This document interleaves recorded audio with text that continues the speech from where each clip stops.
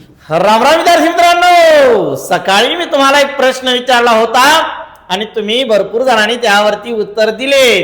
पण लक्षात घ्या, उत्तर एक पाहिजे, एकच पाहिजे। दोन तीन तीन उत्तर आलेले आहे। प्रश्न असा होता, मी आज अभ्यास करणार आहे। वाक्य कोणतं आहे? विधानार्थी, नकारार्थी, होकारार्थी की उद्गारार्थी? मग लगेच उत्तर आलं विधानार्थी। काहींचं आलं होकारार्थी, काहींचं विधानार्थी आणि होकारार्थी असं उत्तर आलं। मग लक्षात घ्या, तुम्ही दिलेले जे उत्तर आहे ते एकदम बरोबर आहे।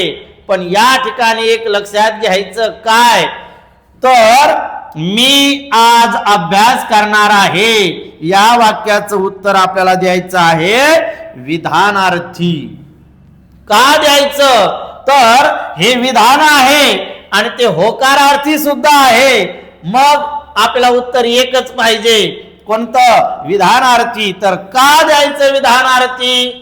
ज्या वाक्यामध्ये कालवाचक आणि स्थलवाचक क्रिया विशेषण आलेले असतात अशा वाक्याला काय म्हणायचं? विधानार्थी वाक्य म्हणायचं। ते होकारार्थी जरी असलं तरी उत्तर काय द्यायचंय?